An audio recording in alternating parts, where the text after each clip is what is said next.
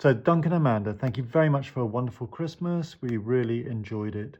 This is on a private YouTube page, so I'm not going to be sharing it. So first of all, I wanted to say that with any old property, you're bound to have issues.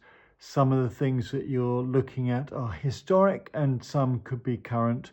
It's difficult to know. The property is amazing, 600 years old and still standing.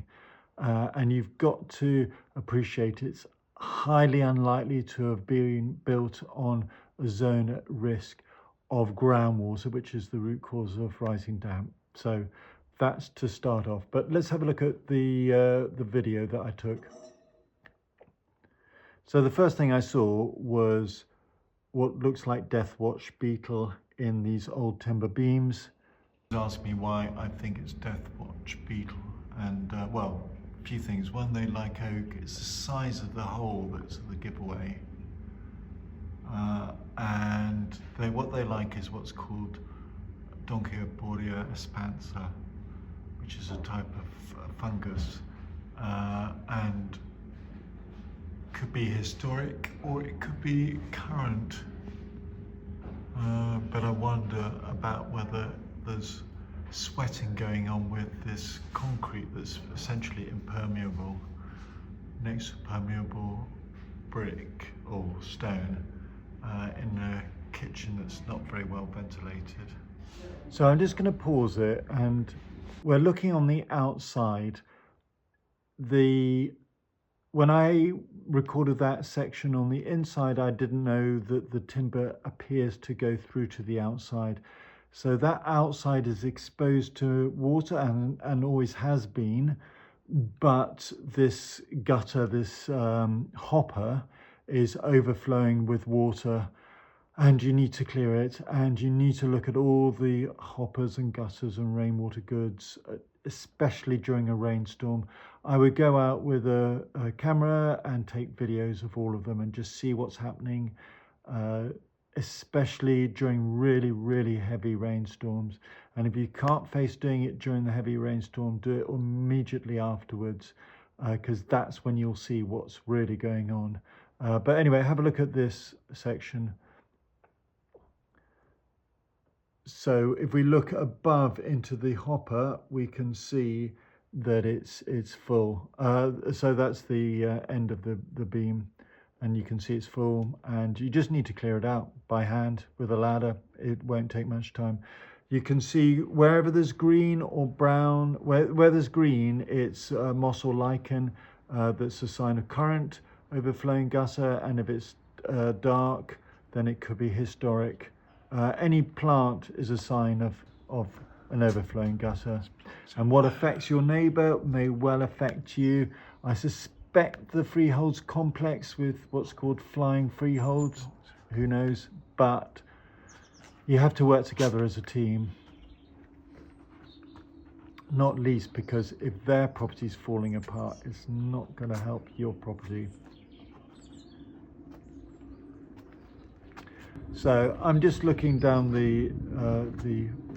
oh yeah, and this bit of timber. It's normal to have timber inlaid into walls, but there's a risk. And looking from above, you'll see some elements like the parapets, which you can't see from below. You want to get out onto the roof and have a really good look and see what's happening. Something you will need to do every 6 months, I would say, and do it soon. And take lots of photos and just record changes over time. You were concerned about the work that predecessors had done. It may not be something to worry about. Have a look at your survey and see what that says, and any notes taken at the time of the purchase. The tiles are wonderful, but yeah, they're stone tiles. So it's called Death Watch Beetle because in the old days, people used to sit in churches when their loved ones had just passed away and be in the church overnight. And in the dead of night, you could hear the beetles, where in fact, it's the beetles trying to escape through the flight holes, and they make this noise.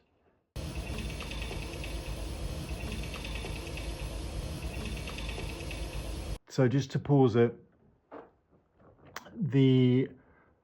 it's the larva that's causing the damage.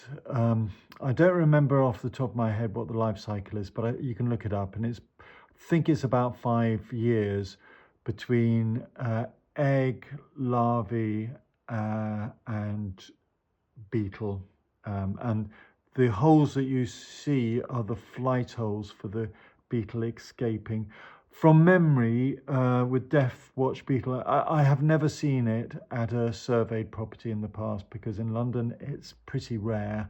You only really get it with oak beams, old historic oak beams, and it's where you've got Donchioporia expansa, which is a type of rot, wet rot, not dry rot. You can see, I've seen the rot before, but not the Death Watch Beetle. The Death Watch Beetle can go through its various life cycles within the timber without ever escaping. So you can actually hear the beetle inside. There are 3 things that you want to do. One is knock on the timber to listen to see whether there's any hollow sound around this area where the stone is holding the beam up. The risk is that the beam collapses. That's the risk. Having the holes is not in itself a problem. It's what you can't see within the timber. You'll see a lot of, and if you look at, I'll send you links to other people who talk about Death Watch Beetle, but you can see the inside of timber, and it can crumble, and it's the lack of strength that's the problem. It's not the beetle itself per se, or the holes. And if you've only got some superficial holes, it's not a big problem. And as I say, this could have happened 600 years ago. Who knows? But you've got 2 issues. One is you've got the timber on the outside where you've got the water that's coming from the blocked hopper onto the timber, and that could cause wet rot, Donchioporia, a white type of wet rot. And the second thing is you've got this concrete section of lintel, which I think must have been replaced. It's possible that the window was put in as a retroactive step to bring light into that area. Either way, unlike stone, the concrete will cause some degree of sweating because it doesn't absorb moisture in the same way, and that could be part of the problem. It's difficult to tell, and in some respects that's academic. So if you tap on the timber and you listen to the hollowness, it's going to be difficult for you to know. I think there's a lot to be said for getting somebody in who has experience of Death Watch Beetle, and you want to really ask somebody who's got experience and to refer you to clients, and you to talk to those clients just to make sure that experience is actually genuine, relevant, and solve the problem. For beetle, the solution is permethrin, and it's true for all insects. 0.2% permethrin, which is very low dosage.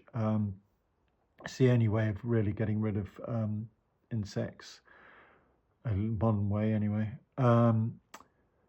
You want to put on a sort of cream, and it's only really where the beetle is escaping in adult form and then laying its eggs. It's only on the surface that it'll be active.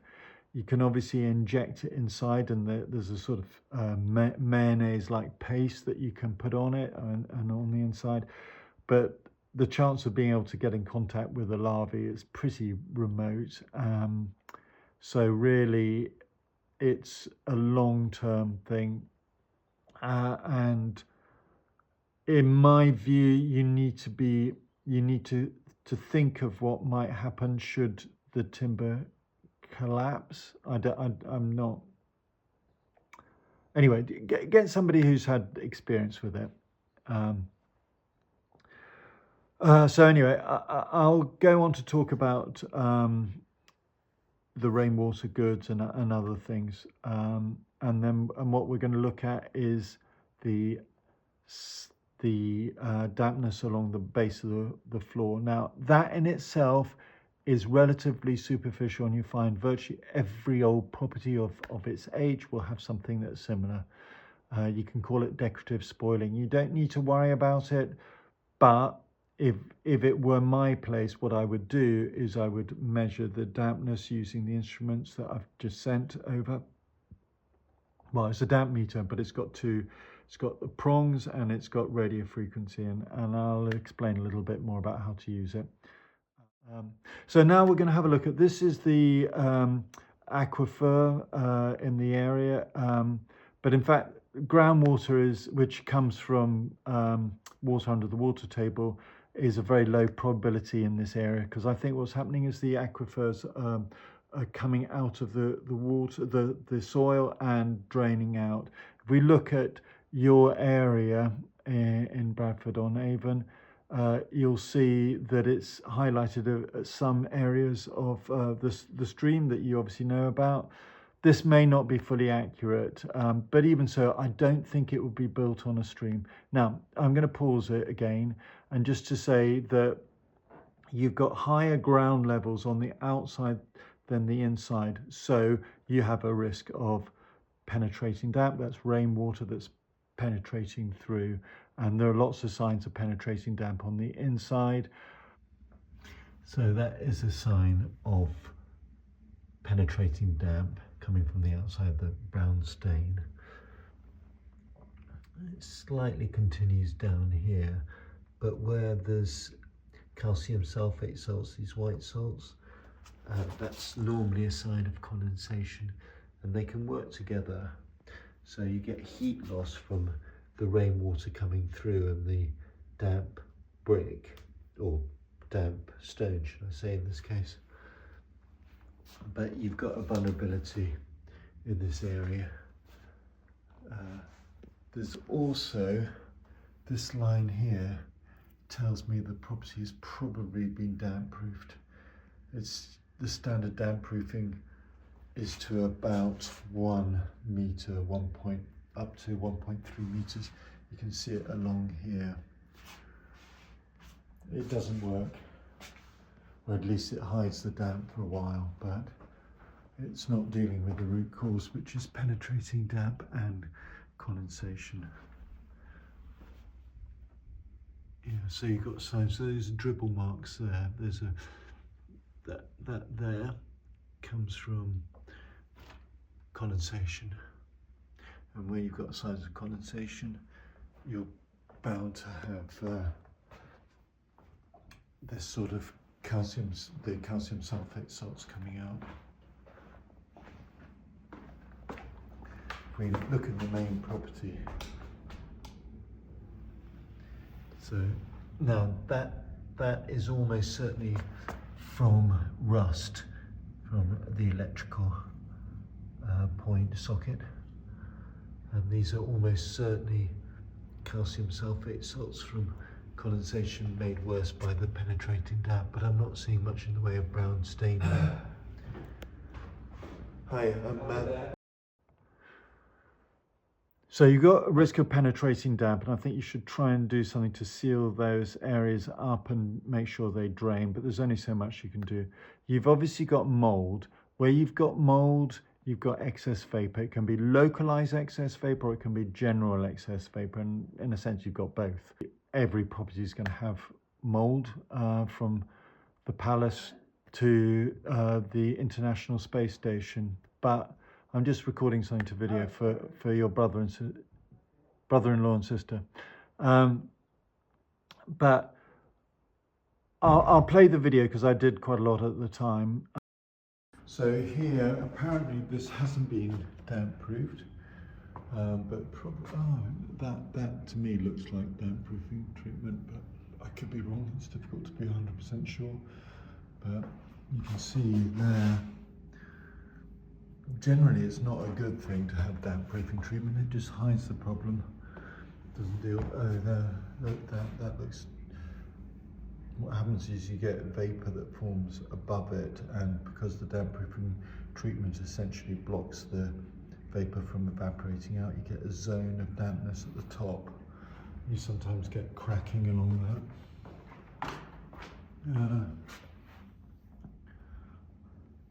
Difficult to tell with this one. Yeah, I mean that to me looks like it was damp proofed up to there. I think you said that anyway. But just to add to it, that you were talking about, I don't know, £3,000 worth of water pouring out over there, which wouldn't have been a good thing, but it's probably not that much different to having rainwater, and I don't think it's going to drain away particularly well from here, but it's difficult to know without seeing it, without seeing these stones lifted. You've also got this area here where clearly it's not going to drain away, I don't think, from there. Well, I'll have a look. But so the key risks with this property, I think, are this up here. I suspect you've got Death Watch Beetle, which may be ongoing or it may not be. Difficult to be 100% sure, but the risk is that you have failure in the timber there. It's obviously supporting a lot of roof. And the other thing is you have a risk of rot in here. I'll give you directions on that. It's not a big deal, but it's just something to know about. Not a big risk, should I say. Well, I've talked about dehumidifiers, but really important to know is that a dehumidifier will reduce your energy consumption quite dramatically. You can reduce the amount of heating you have on when you're not there. So I would just have it so that it clicks on if it goes above maybe 3 or 5 degrees centigrade. Here, I use a Nest, and I think it's 7 is the lowest I can get. I can't remember, but you know, I'd be comfortable with 3 degrees centigrade. What you want to do is make sure that the pipes don't burst, obviously. But if you run a dehumidifier, all the energy that's used in the dehumidifier comes out as heat, and you get a 50% bonus from enthalpy. It's a little bit like an air source heat pump. It's the same technology as a fridge, so if you're comfortable enough leaving a fridge on when you're not there, then you should feel comfortable leaving a dehumidifier. The kitchen is open plan, which is wonderful because you can chat and so on, but any vapor generated from cooking, and it's going to be about 1/4 of a litre per person per day. So, you know, 9 of us or whatever it was, you know, that's 2.5 litres, 2.25 litres. That's got to go somewhere. And if it's not going out of the extractor fan, it's going into the wall and causing dampness. If you're thinking about pouring 2 litres of water into the wall every day, you know, you can imagine what it'll look like. The type of extractor fan you have is called, it's described as being on an adjacent wall. And in fact, it's quite a long way from where the cooking is. And I would say it would do virtually nothing. If it were me, I would consider putting either getting a pop-up extractor fan that comes out of a hob, but you know, they're relatively expensive, but they work quite well, or maybe even creating one that just ducks underneath the shelf. It would actually work quite well, I think. You would want a hole and an extractor fan. Here in Cornwall, we're going to be putting in 2 extractor fans. We don't have an extractor fan at the moment in the kitchen. We use the Arga, which has an automatic extractor fan. I would also consider putting extractor fans in the bathroom, but dehumidifiers can get around a lot of these problems. Every shower produces roughly half a litre per person per shower. And if it's not going out of the window, then it will go into the rest of the property. What you want to do is use the data loggers that I sent over. You want to use, you want to calibrate them by putting them into a jar with moisture and salt, calcium sulfate, so sodium chloride.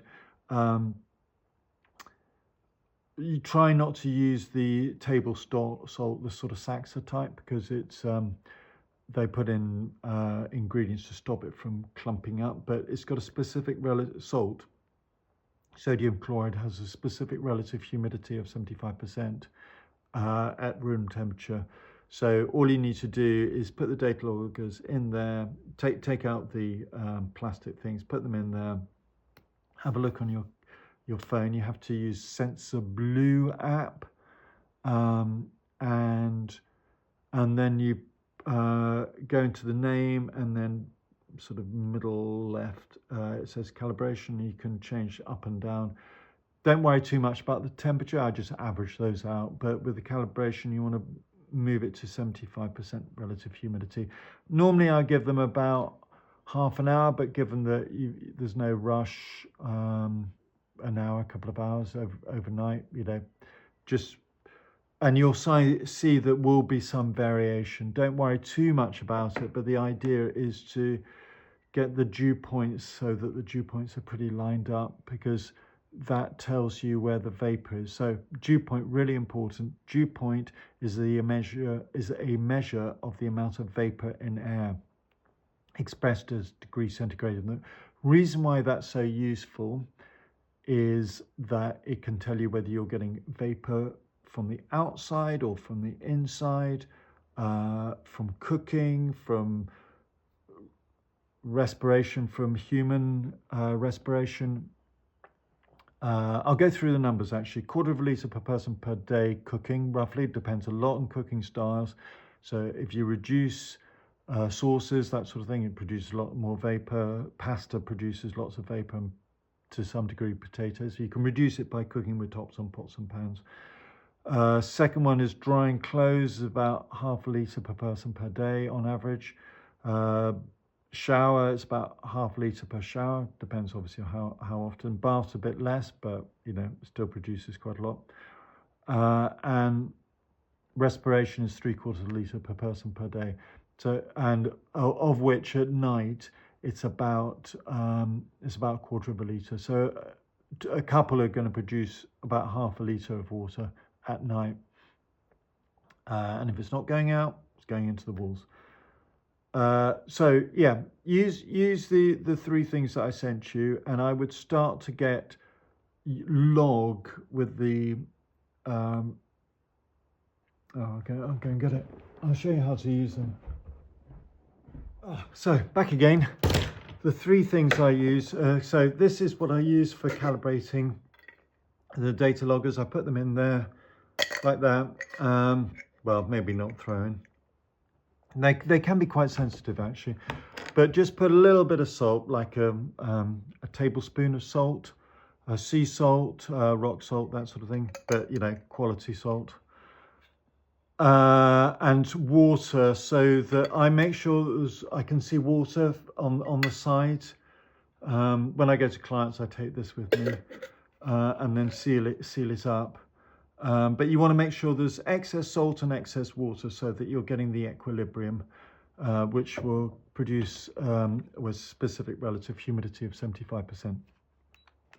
This is the meter that I sent you, and it's got 2 functions, but the one I tend to use, it's just the starting one, and then just drop it down 1, and it says masonry. And you want to find a dry section of wall and just see what that number is, and it will typically be about 50, 60. And then anything that's damper than that, is damp, but I tend to look for 100 and mark it. You can obviously do it with a pencil, but you can do it with this, and it's quite sensitive, and it can tell deep within the wall what dampness is. It's using radio waves, so it, you know, a lot of things will send it off. So this is metal. This will send it off, but it's a flat. It's to do with the sort of the radio waves, the way they bounce off. There's a surface one, but I tend not to use them. Apart from anything else, they leave holes in the surface, and I tend to use just the radio wave. So that's that. So with the hygrometer probe, what I do is I will take the bit off the end and slip it through in underneath the floorboards, and this is obviously an old one, and just leave it there for a few hours, and then have a look, and just leave it in a place that you can leave it without any dogs getting at it, and you don't want to be taking them in and out, but just over time, just to measure.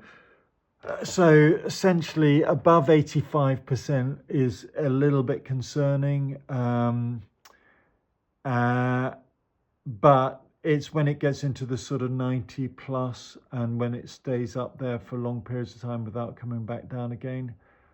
I wouldn't worry too much about it, not least because if you have got rot in the subfloor void, sometimes it costs more to open up a timber floor to find out whether you've got rot as it does to solve the rot itself. So it's just an extra bit of information. I wouldn't worry too much about it. It's just I felt like it was suspended timber floor, and the floors are separated and there's no natural airflow underneath, but I could be wrong.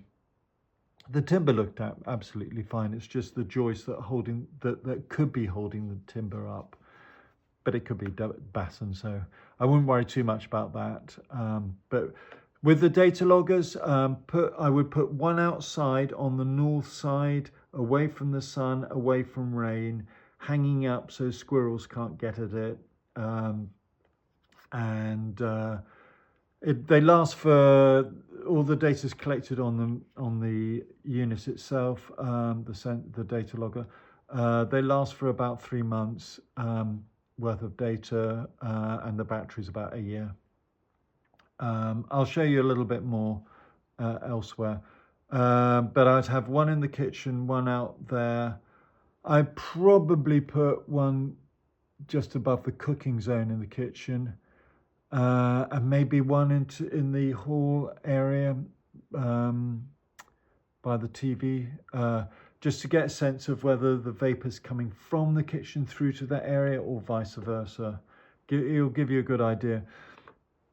With the, I'll show you a picture of 3 different dehumidifiers, but I would use, in the swimming pool area, I would consider having a dehumidifier there, possibly even running 24/7, set to 75% relative humidity, dripping into the pool. I would leave one in the kitchen, certainly on the top of the counter, so that if there is a spillage, which I doubt there would be, but you don't want to find out the hard way, so that it naturally spills into the kitchen, into the sink. I would have it using a pipe. It should come with a pipe that drains out, and I'd use probably another one upstairs on the middle floor. Yeah, I think that's where I'd do it, in the central area maybe. But the data loggers will help you identify where the key zones are. You could think about getting a thermal imaging camera, the type I use. They cost about I don't know, about £500, something like that. This one goes onto a phone and is pretty good at detecting where you're getting the heat loss. And you might consider doing some insulation at some stage in the future, although obviously being grade 2 listed makes it harder. I would also test to see whether there is air coming from the kitchen vent, because I don't think it's a particularly good one, but just because it's so far away from the cooking steam, you can see the dribble marks from condensation. Okay, well, anyway, once again, thank you very much, and yeah, we'll chat about this again at some stage. Thanks, bye. So these are 3 different types of dehumidifier. This one's a 30-litre dehumidifier, and you'll see or hear it's slightly noisier, but it's a pretty good dehumidifier. This one, there are 3 different brands as well, interestingly enough. So Miko is a chemical type which absorbs the moisture, and so basically it's not as efficient, but it works at lower temperatures. It's better below 8 or 10 degrees centigrade. These ones don't really work below that level because these use the same technology as kitchen fridges.